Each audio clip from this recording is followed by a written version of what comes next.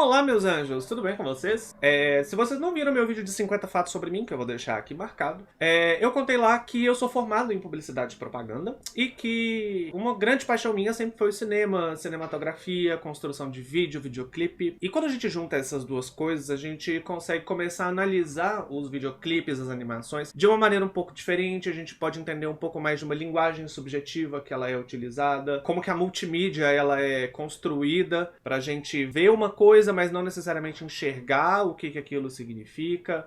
E quando a gente estuda publicidade e propaganda, basicamente o nosso trabalho é a linguagem. A gente trabalha com signos, significados, linguagem verbal, não verbal, mídia. Quando a gente tem uma leitura mais fina sobre essas coisas, a gente começa a perceber que existem muitas coisas que podem passar despercebido pra gente e pro público no geral. E essas coisas que passam despercebidos, na verdade, podem ajudar a gente a entender a história de um personagem. Por exemplo, quando eu comecei a jogar League of Legends, uma das histórias que mais me chamou a atenção foi o Amumu. Porque eu me senti muito representado por ele, mas não da mesma forma que a gente costuma entender representatividade nos jogos. Como, por exemplo, é a Karma, como é o Varus, como é a Nico. E a gente vai entender como que se dá essa representatividade, né? Tipo, o que é que tem na história dele que eu me identifiquei. Esse vídeo aqui é um dos vídeos mais bonitos que a Riot já fez pra mim. Mexe muito comigo ver, e eu vou explicar o porquê é que mexe comigo. Como que a Riot conseguiu construir o contexto, como que cada uma dessas coisas ajuda a trazer na gente os sentimentos que a empresa quer, né? Eu espero que vocês gostem. Se vocês gostarem, não deixem de curtir, não deixem de deixar o like, de compartilhar com os amigos e de comentar, tá bom? Então, vamos lá. Ai, gente, a logo antiga da Riot, meu Deus, eu gritei tanto, eu achei tão feio na hora que trocaram. Só que agora a gente olha pra isso daqui e realmente essa coisa amassada não deu. Tipografia maravilhosa. Isso daqui me lembra um pouco, isso daqui é a letra cursiva, né? Isso daqui me lembra um pouco algo infantilizado, meio fantasioso, sabe? Esse glow que é dado, né? Que a gente vai ver que vai remeter às areias.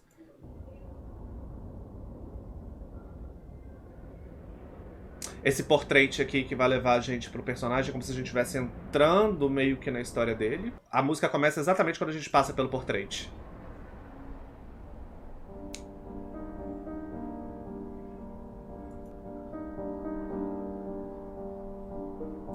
Engraçado, agora ele tá sozinho. Isso daqui já me deixa entender. Eu já vi esse clipe, obviamente, 1 milhão de vezes. Mas às vezes eu fico imaginando se talvez isso daqui não tenha sido o final do clipe. Né? Depois que ele vai, que ele destrói tudo, ele resolve se isolar pra ele não trazer mais mal a ninguém.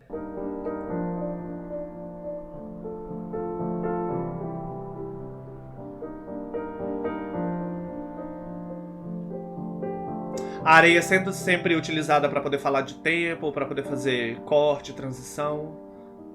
Olha que coisa maravilhosa, Senhor. Every child in Valoran has heard the tale before about the cursed. Olha como é que a gente tá afastado do Amumu, assim. A gente sempre ele tá sempre enquadrado atrás de algo, sabe? Ele tá enquadrado ou dentro daquele negócio de pedra, ou a gente tá atrás na floresta, como se ele fosse alguma coisa. Não é fantasmagórica, mas é uma coisa de a gente ver de longe, de a gente não se aproximar muito.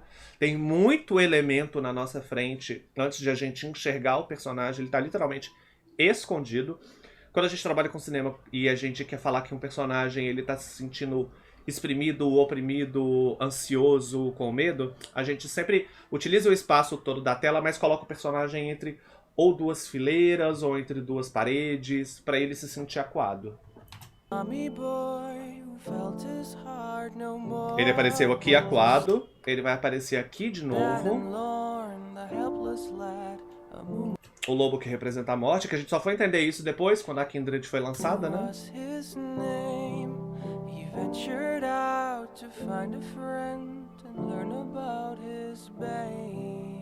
Agora que as coisas mudam, assim, agora que a gente começa a ver a jornada do personagem. A gente começa a ver agora de perto, mais ou menos. De uma certa forma, a gente tá mais perto do personagem. Então, a partir daqui, deste ponto, a gente começa a ver a jornada dele. Antes, a gente estava percebendo os sentimentos dele. Agora, a gente começa a perceber a história de verdade, o que aconteceu.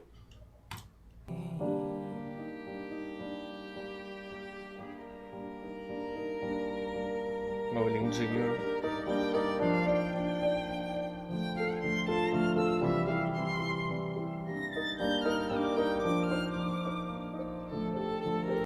Essa cena aqui, ela é muito emblemática pra gente entender e pra solidificar um argumento que eu vou usar lá na frente. Quando a gente trabalha com linguagem, a gente tem que entender que sempre algo significa alguma coisa, né? O que isso quer dizer? A gente atribui sentidos o tempo todo para as coisas que a gente está vendo, né? Então, por exemplo, a gente está vendo aqui aquilo que a gente vê, né? É uma lua. Só que quando passa, a gente percebe que a lua não é uma lua, ela é um portal para um outro lugar. Então, o que a Riot talvez esteja querendo dizer pra gente? Que aquilo que a gente vê agora não é necessariamente aquilo que as coisas significam. Guarda essa info aí.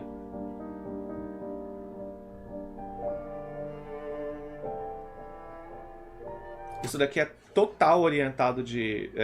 foi total baseado em Alice no País das Maravilhas, gente. Não tem como, é claro.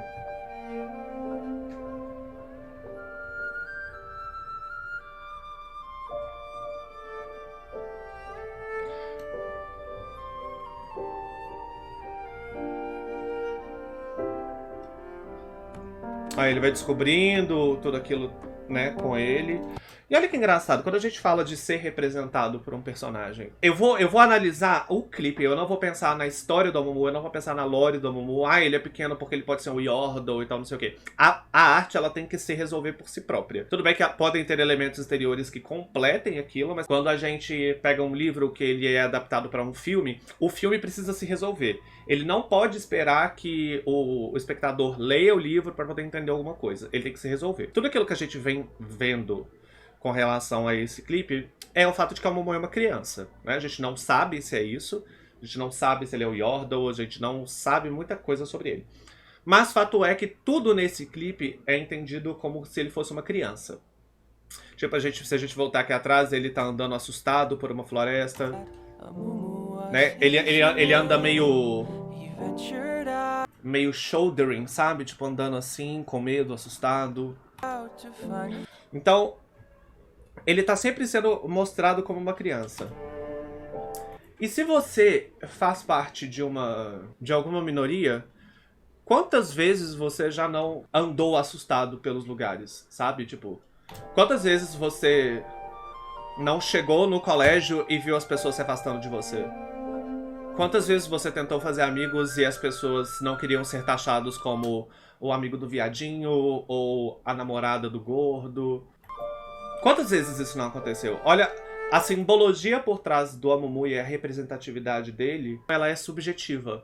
Ela não é clara, ela não é estampada, mas ela é simbólica. A gente se aproxima da história do Amumu a partir das nossas próprias vivências. Isso chama repertório. Tudo aquilo que eu já vivi, eu carrego comigo.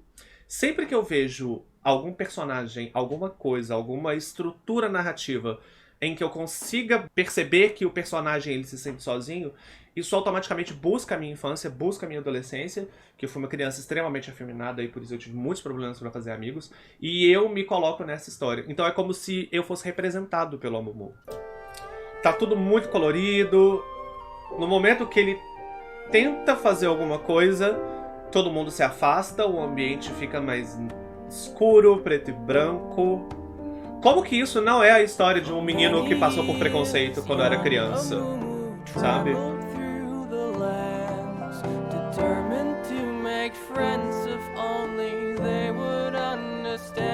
Determinado a fazer amigos. É quase clara essa ligação da simbologia da última cena, antes desse corte, determinado a fazer amigos, e pra cá. Durante muitos anos ele viajou pelas montanhas, determinado a fazer amigos e todas as pessoas sempre se afastando.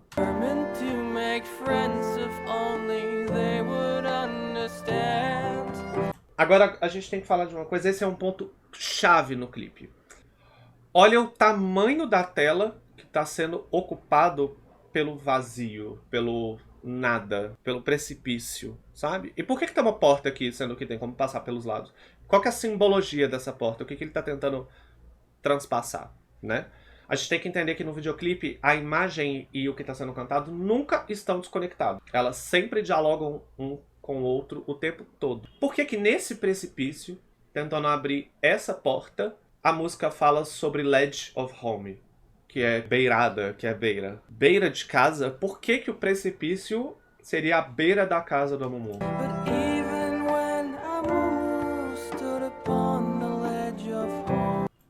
E aí a gente começa a entender que talvez, numa linguagem muito subjetiva, isso daqui tenha sido a tentativa de suicídio do Amumu. Depois de passar anos sem encontrar um amigo, depois de nunca entender o que aconteceu com ele, esse foi o momento que ele tentou chegar em casa. E o chegar em casa pra ele, o home pra ele, é o fim desse sofrimento. Só que mesmo com isso, ele não consegue. Ele não tem controle sobre o próprio destino dele. Então mesmo quando ele tenta se matar, ele não consegue. Ele é salvo e ele vai pra algum outro lugar. Então até isso do Amumu foi tirado dele, a capacidade dele de chegar em casa. A esperança dele de se matar iria desapontá-lo e ele iria continuar sozinho.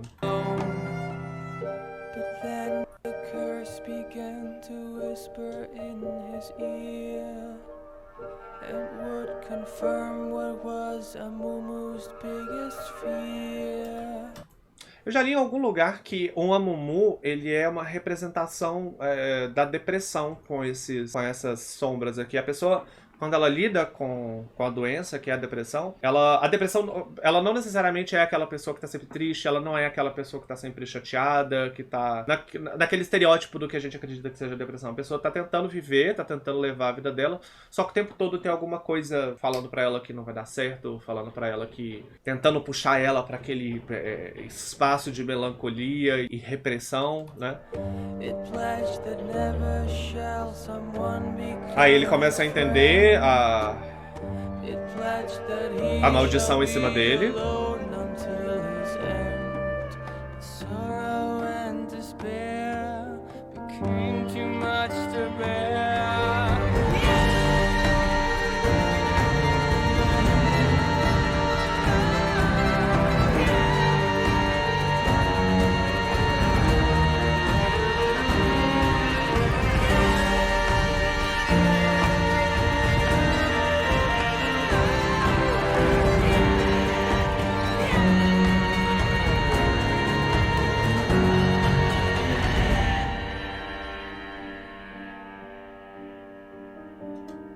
E aí chega um determinado momento que as crianças elas não aguentam mais. E a ult do Amumu, o final desse clipe, é simplesmente ele falando que ele não aguenta mais, que ele quer se libertar disso, ele quer sair disso tudo. Na estrutura de uma criança solitária, de uma criança que ela foi discriminada, de que ela foi afastada das possibilidades de ter amigos, sabe? Que essa destruição, sabe? A história do Amumu, ela se baseia muito em ser interpretada, e não de ser explícita. E aí quando... eu até arrepio falando nisso. Quando a depressão ganha, quando a dor ganha, logo depois que toda a destruição já aconteceu, logo depois que toda a dor já foi causada, seja porque essa criança LGBT, essa criança negra, essa criança gorda cometeu suicídio, logo depois dessa destruição que foi a ult, o texto entra e fala: era muito tarde para ele e para eles. O Amumu, ele se representa, mas ele representa uma parcela de pessoas que a maldição maligna venceu, sabe? Gente, então é isso. Essa é a minha visão sobre a história do Amumu. Essa foi a interpretação que eu tive. E eu compartilho com vocês porque eu acho que existe muito mais a ser contado na história do Amumu do que de fato ela é dita. Eu acho que ele é um personagem muito subutilizado, muito subvalorizado. Eu espero que vocês tenham gostado. Se vocês gostaram, deixem o like de vocês, deixem o comentário de vocês. O que vocês acharam dessa leitura, se vocês entenderam alguma coisa diferente, se vocês interpretam alguma coisa diferente da história do Amumu. Conta pra gente, vamos fazer uma discussão legal sobre isso e eu espero que vocês tenham gostado. Se vocês gostam desse tipo de vídeo, me avisem, eu tô à disposição nas minhas redes sociais para poder conversar, para poder criar mais vídeos. Se vocês querem que eu reaja ou que eu analise do ponto de vista publicitário, do ponto de vista de cinema, qualquer outra produção da Riot, vamos conversar. São todas muito legais, a Riot, ela é incrível na construção de conteúdo, de produção de sentido. É isso, a gente se vê por aí, até mais, tchau, tchau.